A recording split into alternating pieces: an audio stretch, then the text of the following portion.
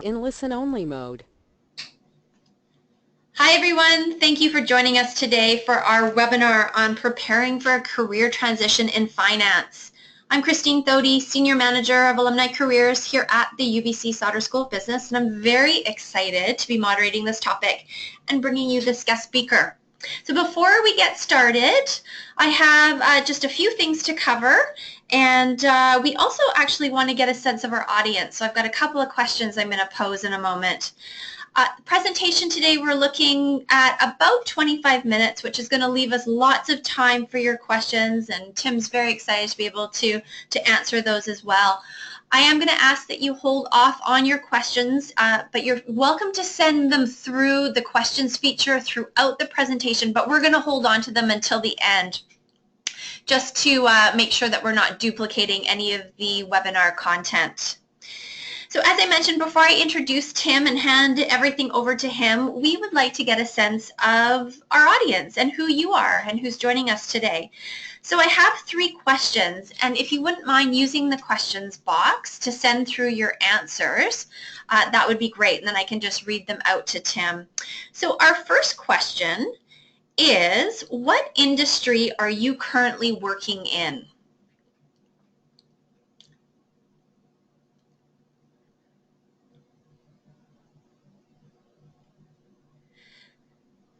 Great. They're just trickling in here, Tim, so give me a moment. I've got wealth management, risk management, retail management.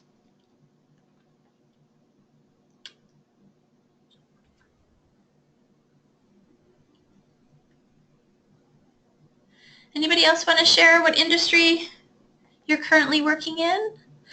We have construction. Great, thanks for sharing.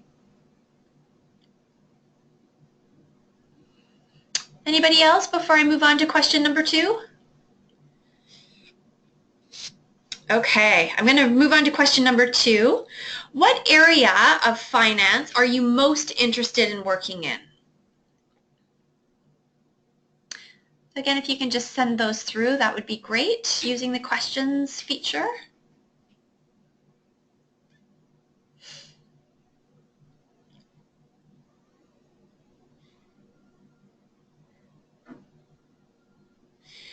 So Tim, it looks like we've got somebody in risk management that's looking to wants to transition to investment banking. I have an individual who wants to work in real estate investment, and I have another individual who wants to work in risk management. And I've got another individual who is in retail management right now and looks like wants to make a transition to investment banking and real estate investment. Okay. And I have another individual who would like to be working in the asset management group. Excellent. Yeah. Anybody else before we move on to question number 3 that wants to share? Or perhaps, if you're looking to make a transition, sharing that.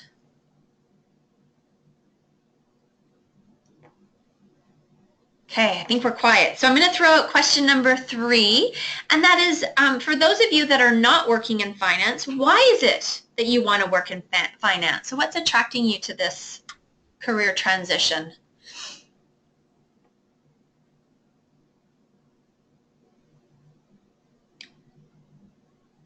Or if you've recently made the career transition to the finance industry, what drew you to that? I pose that because I see one person who I know has just made a career pivot.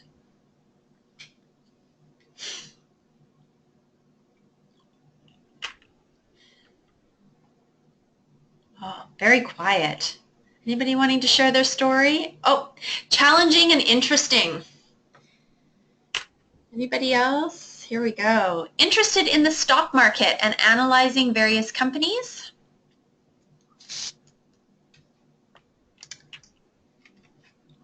Anybody else want to share why they're passionate about this space?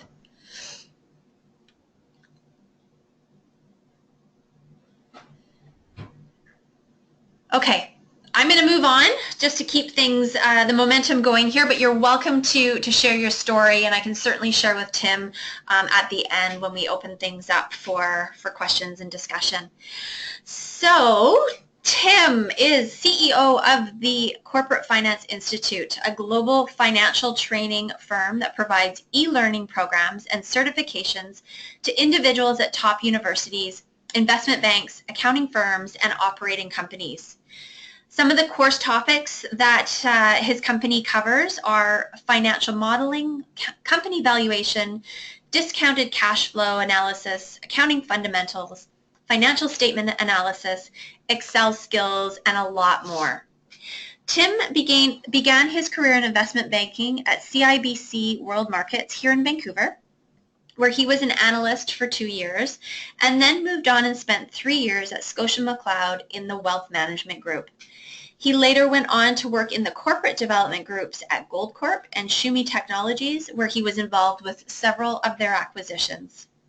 Tim has a BA from Dartmouth College, an MBA from our very own UBC Sauder School of Business, and in 2015 was the recipient of the Business in Vancouver Top 40 Under 40 Award. So without further ado, Tim, I'm going to hand things over to you. Awesome. Thank you so much. Thanks for the lovely introduction, and thanks everyone who responded to the survey questions that we put out there. I think it's really helpful for me to understand some of the industries you're currently working in and what you want to move into, and in particular as well the third question about why you're interested in working in finance.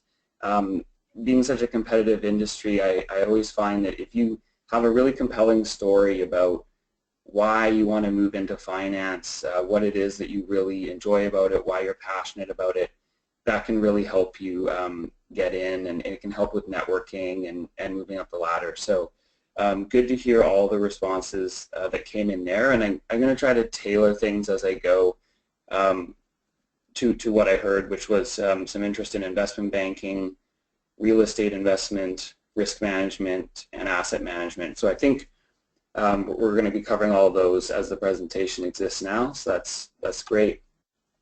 Moving on to a slide just to sort of recap what Christine mentioned about my background and why I think it is hopefully pretty suitable to what everyone's looking to do on this call. So as she mentioned, I started my career in investment banking at CIBC. I was an analyst for 2 years, recruited straight out of university. So I'm happy to speak to what that recruitment process is like out of an undergrad program. The other main entry point into investment banking is out of an MBA program, so that would be an associate level position.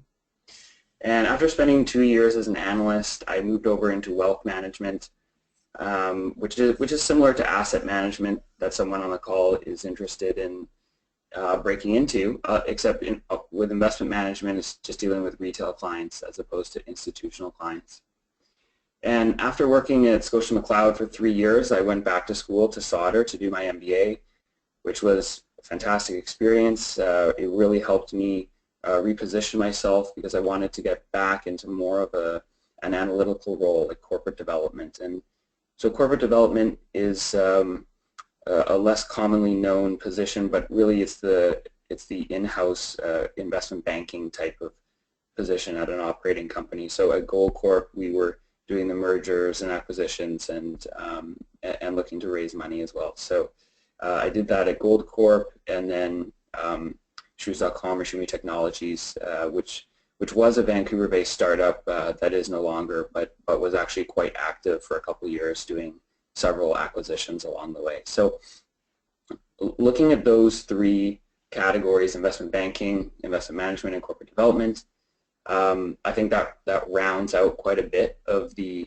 corporate finance career universe, let's call it. And at the center of that, we've got the Corporate Finance Institute, which is a company that I co-founded a couple of years ago with another training and development company. And we provide all sorts of technical courses, such as financial modeling, valuation, and someone had mentioned on the call that they're interested in real estate investment analysis. We actually have a course on real estate financial modeling. So this is how we're able to help people prepare for careers in corporate finance. So what I hope that we achieve by the end of this webinar is that you have an understanding of the broader financial markets and who all the players are in those markets. And the reason that's important is that there are quite a few career paths in finance, and so if you know who the major players are, you can see how the career paths fit together. And we'll go through what those roles are at banks, corporations, institutions, and accounting firms. The third point is about following and interpreting the market, and someone mentioned in the questionnaire at the beginning of this course that they're very interested in following the stock market. Well, that's great to hear, because if you want to break into the industry, you have to be able to speak to investments on a personal level, or be really passionate about them. So following the market and staying on top of the news is super important. We'll talk about some very common interview questions that'll come up, both technical questions and behavioral questions. We've got a list. We basically compiled like all the most common questions from my own experience, questions I've been asked, as well as questions I've asked as a hiring manager to other people, and sort of asking around the industry for all the most common questions. So we'll definitely spend some time on that.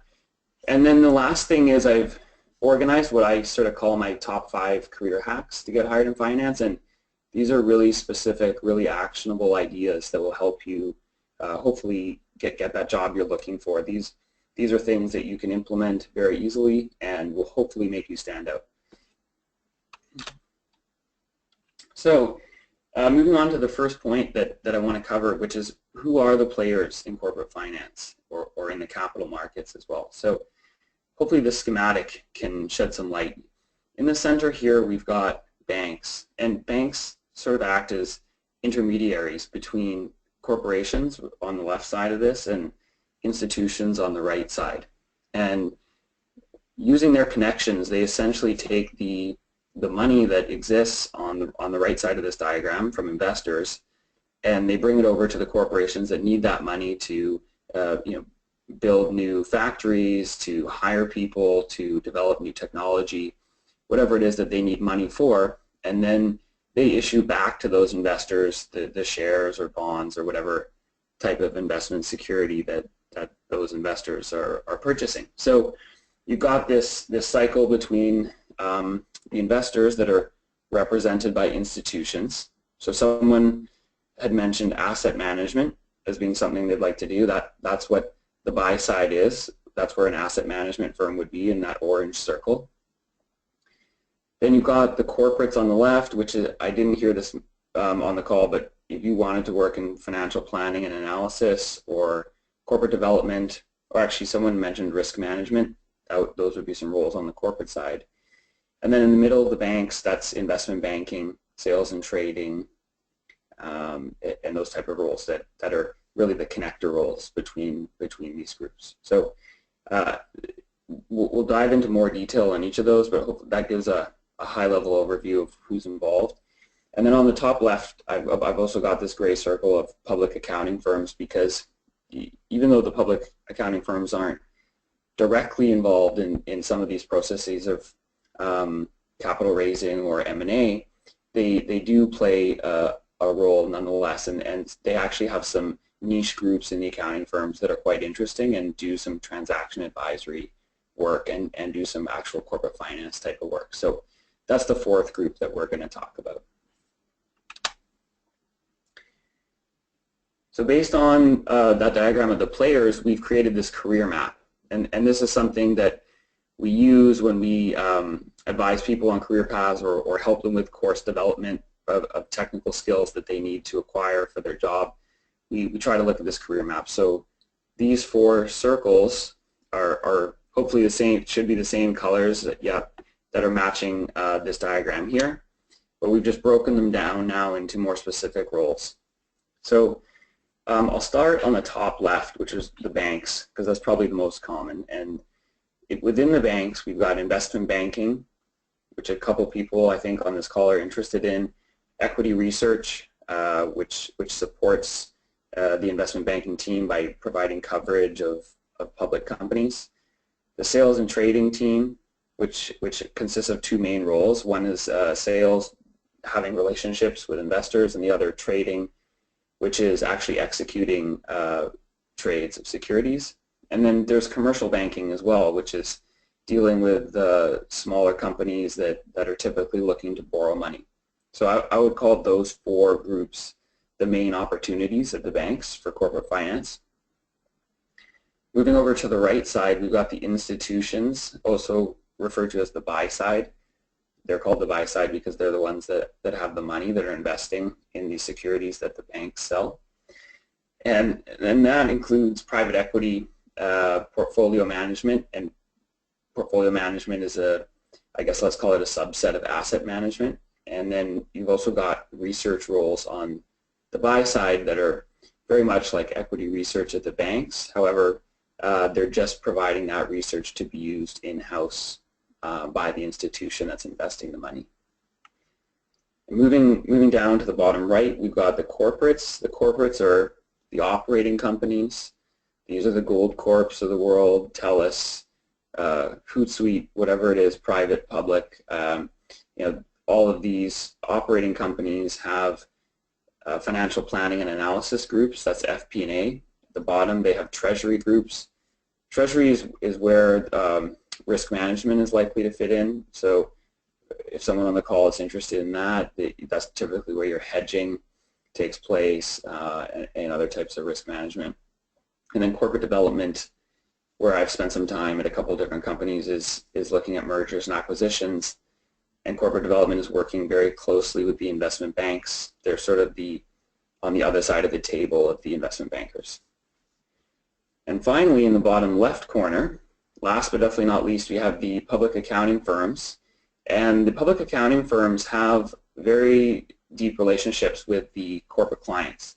And they've got these three groups here, due diligence, transaction advisory, and some components of audit that do quite a bit of corporate finance type of work. So transaction advisory in particular looks at mergers, acquisitions, and helps companies that are raising money. So if you look at the full universe here of these four groups, you'll see that there's quite a few options that are out there for career paths.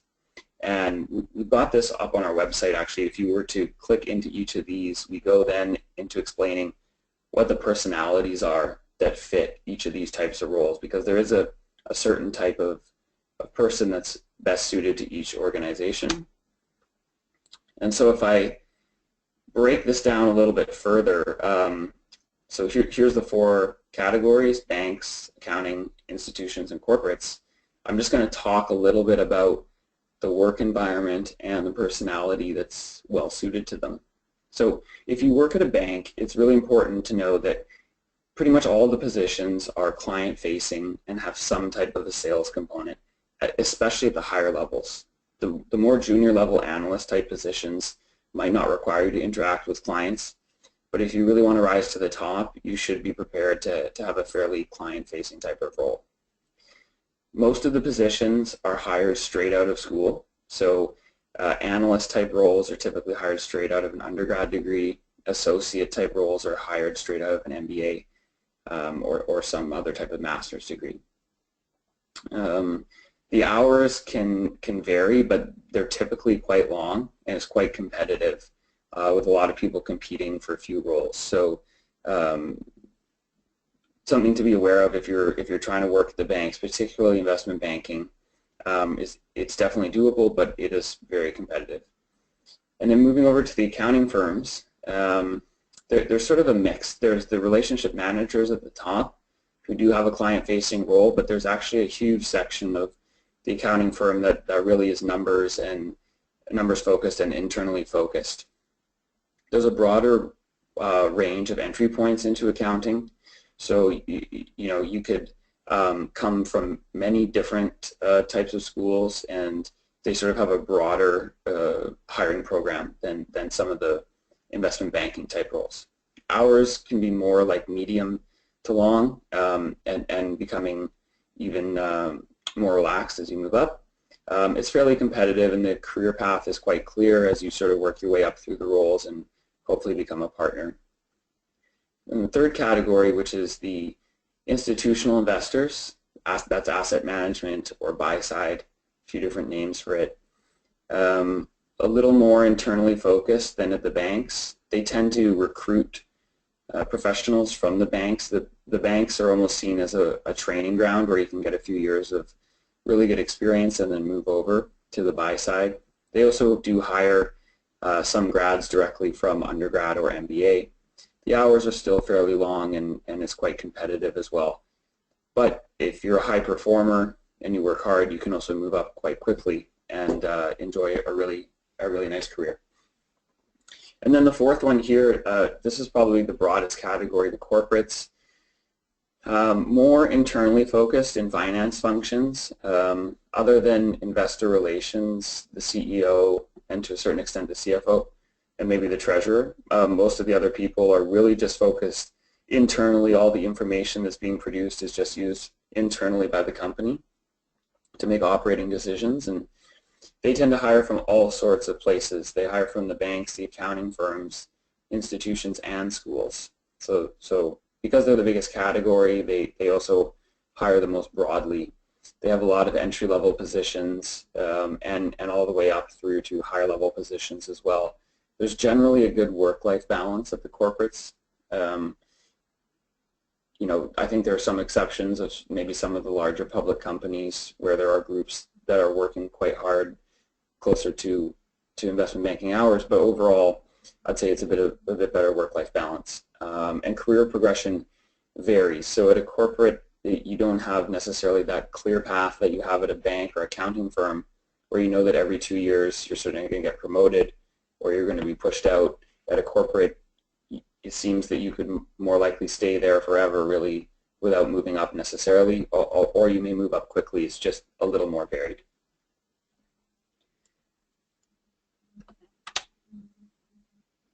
All right, so now that we've talked about what the different roles are and the opportunities, let's talk about how to prep for an interview. So it's really important to have a story about why you're making a transition from whatever you're currently doing into finance. And passion is key. So when these people are interviewing, you know, in some cases it could be 100 applicants for 1 or 2 positions, and then they're going to interview, let's say, 20 of those people. You really want to stand out. And there's a few things that you can do to help with that. One is talking about stocks that you follow, personal investments that you've made, what you think about what's happening in the economy. You can also do some networking in advance, and then you can talk about people at the company that you've met. You could really show them that you're one of the team, or you could almost have them think of you as someone who's already, you know, part of their tribe, let's say, by having met other people at the company and talking about the conversations you had with those people. You could, if you're a university student still, you could talk about some of the classes you've taken and how you find them relevant to the job that you're applying for and how it gets you excited. Case competitions for investment banking or strategy cases can be really helpful, and you can speak to those in your interview. And then the last point here is just 3 things that get you really excited about the job. When you're going to be working in a career that has long hours, it's really important to show that you're fun to be around, or that you're sort of easy to get along with, that you have enthusiasm, and that you have energy, because, you know, if you're working on a project late at night, you know, you want to have the energy to get you through. So I think, just very high level, these are some key points for preparing for a finance interview. And I'll get into more detail a little bit later on some of the questions, and we've got a lot of them on our website with full questions and answers of technical questions. But what I'm going to do now is talk about the importance of following the market. So this is really a big key to succeeding in the interview process. And actually, I should say, for those of you who might have already made the transition into finance, this is also very important just for your general career progression as well. So it's not something that you necessarily just do when you're getting ready for an interview, but probably something you should do all the way through. So you can follow all sorts of you know, major publications like the Wall Street Journal and the Globe and Mail and everything. But you can also go a little further, and you can perhaps go onto forums like Wall Street Oasis, and you could You could also read books or really just find, investors, let's say, that you're really passionate about. Like if you like Carl Icahn, you could sort of read some of his books, or Warren Buffett, you could read some of those books. And that'll give you a lot to speak to in your interview. And it'll help you show the passion that they're looking for. It'll help you just seem well-informed and like someone that they want to hire. So this is a really important point, I think.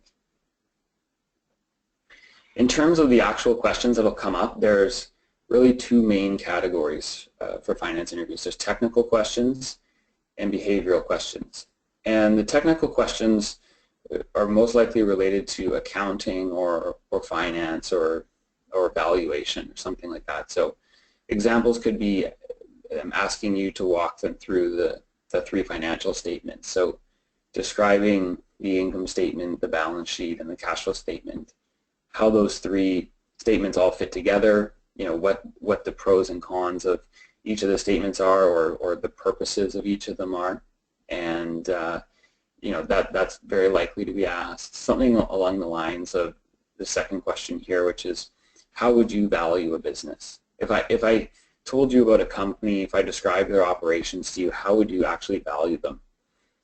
And that's where, again, we've got these guides on our site, or we've got some courses, but there are a few ways to value companies. There's three main ways that are most common. One is a discounted cash flow analysis, where you forecast into the future all the cash flow this business will earn and discount it back to today. Another common way is comparable analysis, where you look at other companies and see how they're valued, and then you compare those to the company you're trying to value. And then the third is precedent transactions, which is kind of like how real estate is valued, where you look at what people have paid for other businesses in the past that have sold and see how those might compare to the business you're trying to value.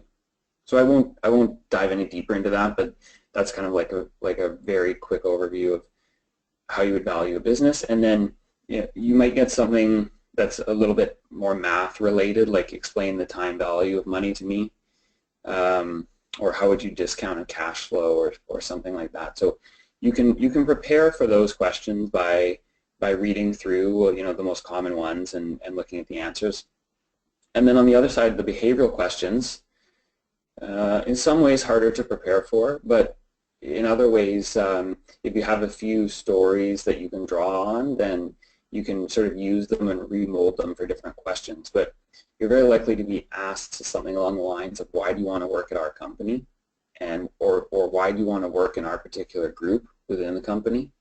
So having a compelling reason is very important to show your passion. And then you have the standard stuff, like describe a time you worked as a team, or you acted as a leader.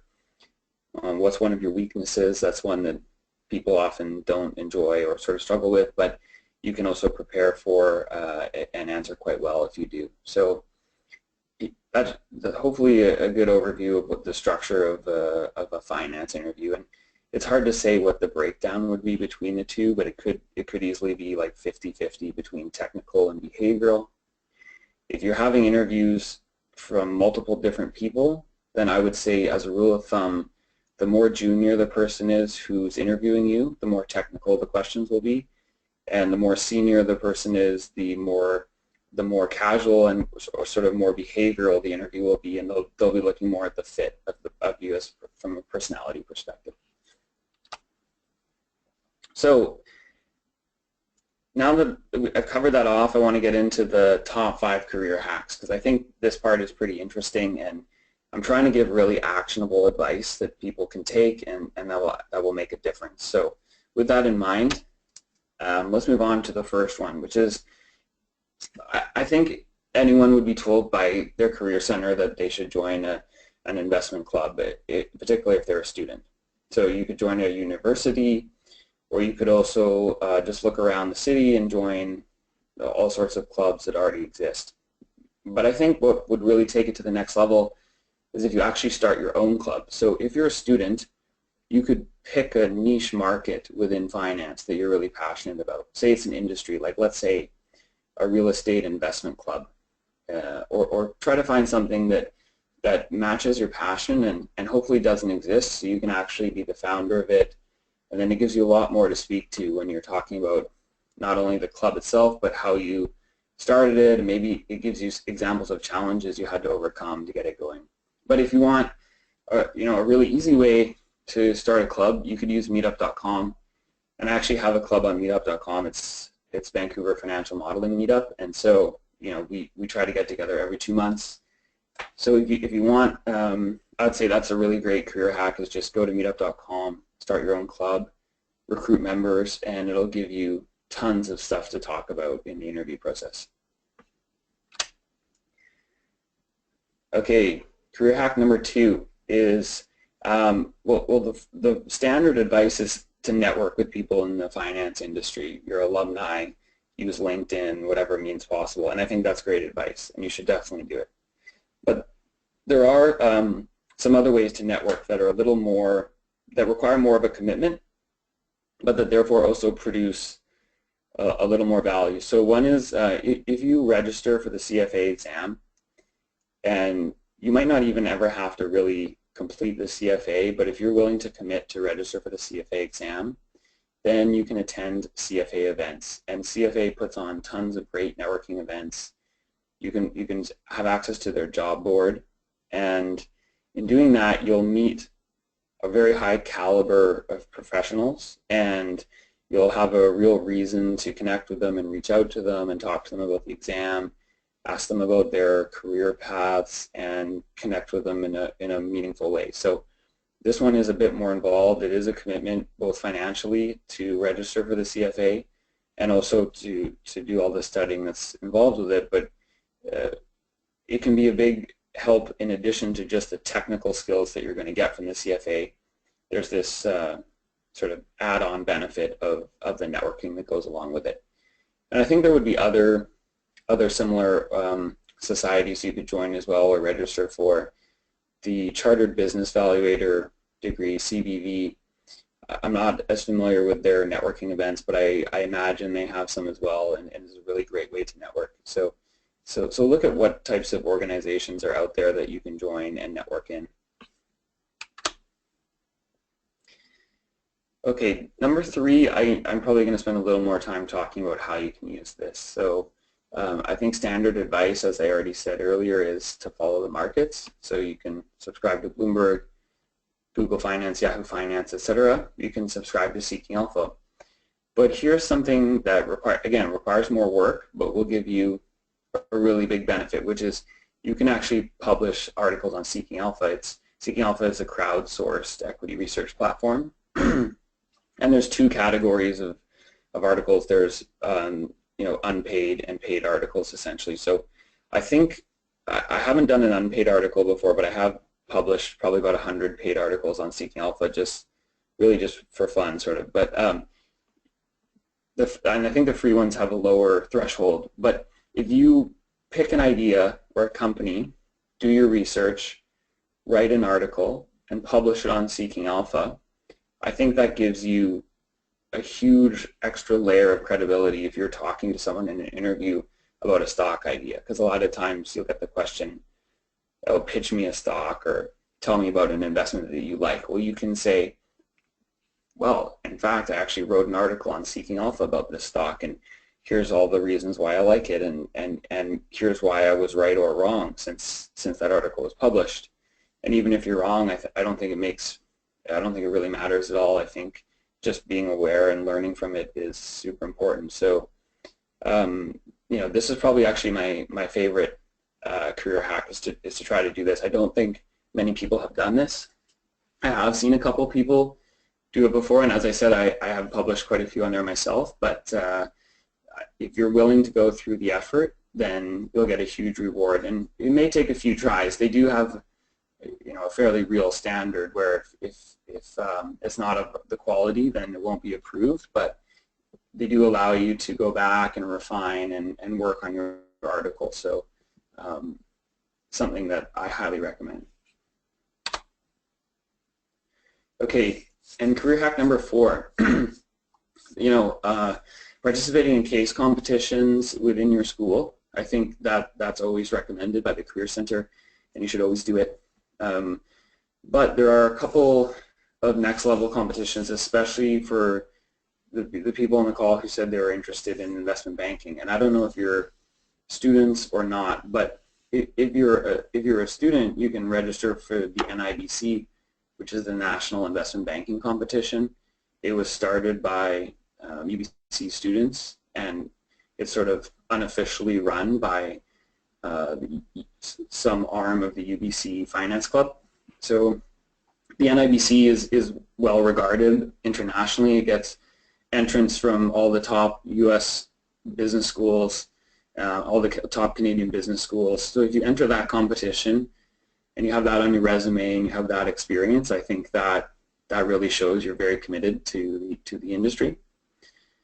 But there's a couple other things you could do if you're not a student and you can't attend NIBC. You could attend something called Model Off, and you know, this is serious. Try not to laugh, but there's actually a World Championships of Financial Modeling, and so you could go and register, and I think it's very affordable. I think it's like $20, and you could actually try to compete in Model Off, and you know, if you do well, that's great. But even if not, it's just something that's kind of interesting to have on your resume. So you can also check out the exercises from past Model Off competitions. So you can actually have the added benefit of working on your technical skills in Excel and financial modeling while building your resume at the same time. And I should actually mention that I can't resist the opportunity to plug it a little bit, but NIBC is happening this fall, and CFI is the main sponsor of the competition. So we're super excited about NIBC coming up this fall, and so anyone who is able to register, obviously I highly recommend it. And then in terms of the Model Off competition, I think we're actually experimenting at CFI with creating our own financial modeling competition. So maybe stay tuned for more on that. But if we do launch a competition, we'll definitely let all the alumni at UBC know about it. All right, and then the fifth career hack. I think we're all in an age now where people are taking e-learning classes fairly regularly, and even if you're a student in school, you might be supplementing with e-learning.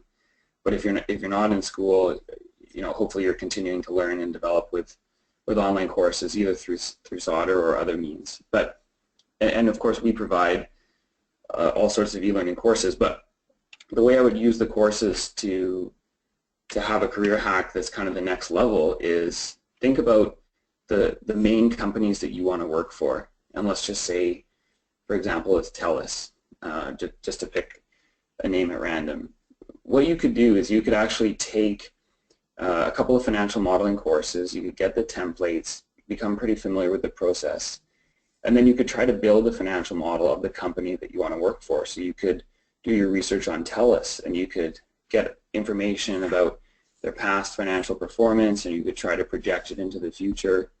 And you could actually use that as a reason to meet with people from the company. So you could say to them that you know, you're doing this as a project or whatever, like a passion project or whatever reason, and so you want to interview them and just ask them some basic questions. And of course, they can't share any material, non-public information with you if they're a public company, but they could give you some high-level information that could help you build a financial model if you're thinking about how do they model their business. What do they think about as the drivers of their business? How do they create value? How do they make money? You know, just some of these high-level questions, well, I think would really impress someone if they were willing to discuss it with you, and then you could produce this financial model. And if you did ever interview with this company, I think you'd have just a ton of stuff to talk about, having gone through that process of trying to model their business. And so this is I think a very strong career hack, but again, it also requires quite a bit of work. So I would say that these 5 hacks will help you if you're willing to invest, and that's why we put them together. So I think with that's more or less wraps up the formal content that I have for this presentation. So I think what I'd do is, Christine, I think we're going to open it up to some questions from people. I'm very happy to answer any questions you have specific to yourself or just general about the finance industry. Great. Thank you, Tim. Some fantastic information in there. And just to let you all know, Tim mentioned throughout the presentation a few times just around resources and his website. We're also building out a section on the Alumni Careers website. It should be up and live in about 2 weeks' time, incorporating some of these resources that Tim has shared with us. So stay tuned to watch for that. We have about 19 minutes left, so please feel free to send through your questions, and I will read them out to Tim and get him to provide some more insight. So while we're waiting for some of the questions to come through, Tim, just two comments came through with respect to the last question we asked around why do you want to work in finance? One person did comment, finance has always interested them. Dealing with numbers is something I enjoy, and I find the finance world very interesting. Awesome. And then another individual has said that so this might be able to turn this into a bit of a question, but they're wanting to learn a little bit more about portfolio management, design, or equity research. They have an opportunity to jump to either and are weighing the benefits, pros and cons of each career pathway. Interesting. Okay. Well, so I'll treat that as a question of what are some of the pros and cons of equity research versus portfolio management. I guess is that am I sort of reading that right? Yes, so it sounds to me like there's two choices: portfolio management and design, or equity research. Yes, you got it. Okay, well, I think they're both great options. I would think about a little bit about sort of the personality fit, let's call it, or the day-to-day of each of those roles, and which is a better fit for you personally. So equity research, you're going to be very numbers focused, very analytical, building financial models and producing reports. The main thing that equity research analysts do is they produce these reports. Sometimes they're 10 pages long. If they're an initiating coverage report, they're like 100 pages long. And it's kind of like doing homework. It's kind of like, you know, being back in school mode where you have these assignments due all the time. So if you like assignments and you get satisfaction out of producing a report that's high quality research and very thorough, then equity research is great. Portfolio management is a little different. You're going to be, particularly at a more senior level, client-facing, dealing with the investors, whether they're institutional investors or retail investors. You'll actually be using essentially the research that's produced by equity research to inform your decisions about how you manage the portfolio. So you'll be actually pulling the trigger on buying or selling positions in the portfolio. You won't really be conducting the research though yourself. You'll just be relying more on the research that's produced by others. So if you're a little more interested in relationship management as opposed to hardcore numbers, then portfolio management probably makes more sense for you. Great. Oh, another question came in. Oh, I can answer this one. Yes, just for all of you that have joined us today, this has been recorded, and it will be posted on the Alumni Careers website, I'm hoping by the end of tomorrow, if not by Monday.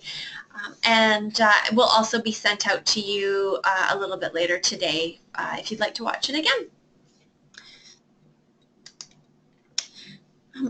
There is a question here, however, a little bit unrelated to our topic. So the individual that's asked about MBA programs, I would be happy to connect with you offline if this is something that you're considering as a next career step. I will send you my email address if you'd like to send me an email, and then we can set up a time to either connect by phone or in person if you're in the Vancouver market. But just wanting to keep the questions a little bit more on target for today. But of course, Sauder is the best MBA program that there is. So absolutely, absolutely. That goes without question. Anybody else? We have about 15 more minutes of Tim's time today. your opportunity. So just to throw out a couple of ideas, it's, not everybody commented earlier, but if there's anybody that perhaps is in finance currently, but is looking to take the next step within finance, so positioning yourself for a promotion, or perhaps making an internal pivot. I'm just throwing sort of some nuggets out there to get your brains working, just as another angle as well. So we've had a couple questions come in. It always triggers something. What is your recommendation for resources in preparation for a career specifically involved in real estate investment? All right, good one. Okay, so there are a couple out there that I'm aware of, and I'll give you the non-biased answer. So I assume when you ask about resources, you're talking about technical, like skill development. So for example, valuation, real estate, financial modeling, et cetera, et cetera. Though there is a company called REFM, it's refm.com, and that stands for Real Estate Financial Modeling. I've never actually taken any of their courses, but they're heavily discussed on forums, and they're sort of like the #1 hit on Google. So I presume that they're a pretty good source. And then I would also have to give the biased plug to CFI as well, because we have a real estate financial modeling course, and it was actually developed, the content of it was developed by someone who worked at Goldman Sachs as an analyst, and then she later worked for a real estate developer in Vancouver, and we took her course, and I actually deliver it. I'm the facilitator of it, so that's another option for you as well. But maybe just let me know if you want to respond to Christine, like if that's what you meant by development, or if there's some other areas of career prep you're interested in as well. Yeah, feel free to just send through a note. Let me know if that was enough, or that's what he meant. So thank you very much. Yes, you hit the nail on the head. Okay, great. Next question. So we have an individual who is working in retail banking and wanting to switch career paths into perhaps the corporate finance space. What tips do you have on switching to a completely different industry? So from retail banking to more corporate or commercial banking, that was the question? From retail banking, yes, from retail banking to corporate finance. Okay. So I think if you look at the entry points into, if we go back to that career map where there's sort of the 4 players in corporate finance, then I think, and actually my screen is still sharing, so I'll just go back to it. So, each of these 4 have their entry points. With the banks, it's usually out of an undergrad degree or an MBA degree. So if you just have an undergrad degree and you're considering going back to school to get your MBA at Sauder, that's a great way to get into corporate finance with the banks. If you're looking at working at a corporate, it's a little bit less of a clear path as to how you're going to get from retail banking into corporate finance. So I'll sort of park that one for now, and then I'll say that registering, just as general advice, from retail banking to corporate finance, if you register for the CFA and are willing to take the CFA, it's very highly regarded and it would sort of elevate you from retail to corporate. And networking is going to be huge as well. So within the bank, I would say take advantage of all the people you can easily network with in the bank. And when I was at both CIBC and Scotia, I knew people who moved from retail banking into commercial banking, and essentially did it through networking. And if you're a hard worker at the bank who shows promise, and you network and you get to know the people in those groups that you want to move into, then I think you're often given a chance, and you can definitely do that. So I would either try to stay within the same bank and network my way up, or I would potentially consider like an MBA or a CFA as like a reset, and use that as a springboard into a corporate finance role. Great, thank you. This one is quite timely, Tim. This individual it sounds to me like they are an accountant currently and wanting to make a pivot into investment banking. Do you have a couple tips with respect to how they can go about making that pivot? Yeah, well, an accounting background is very valuable in investment banking, given the amount of research, not research, financial modeling that's going to be done and financial analysis. So first of all, like that is a great background to have, but then you have to look at those main entry points into investment banking. So it sounds like if you're already working in accounting, you'd be at sort of their second level of hiring, which is an associate level. And associate levels often come from university, like from an MBA program, but not always. A lot, there are, especially in Vancouver, a lot of times they hire associates from accounting firms or from, other backgrounds. So I guess all I can say is just the general advice that was laid out in here in terms of investment banking competitions, investment banking courses, the general career advice, I think would all be suitable to getting into investment banking. Networking would really help you, and sort of beyond that, I don't have anything else too specific there. Okay, great. Okay, so the next question, is quite detailed.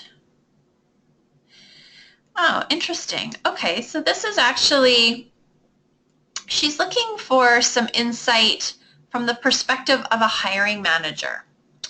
Mm-hmm. So this individual is currently in investment banking. Mm-hmm. Oh, hold on a second here. Okay, let me back up. So this person has a background in retail, commercial, and risk management outside of Canada, Mm-hmm. but wants to make the move into investment banking in Canada. Mm-hmm. Her MBA, so when she did her MBA, she did not take the finance route because she wanted more of a strategy, broad-based knowledge. So now Mm-hmm. her strategy is to work in commercial banking here, learn the market, and then make the transition into investment banking in a year. So she's wondering, what does that career story look like to you if you were a hiring manager? Mm. I guess Yeah. is she going about it the right way is what she's, I guess the bottom line is she going about it the right way? Well, I think it sounds like based on the information that you shared that you're going about it the best way possible in the situation. So like, just to be totally upfront, like straight out of an MBA is the most common, but that's not the way everyone does it. So that's fine. So then what you're doing makes a lot of sense, that you work in commercial banking to get some valuable experience there, and then there is kind of a mid-step actually between commercial banking and investment banking, which is corporate banking.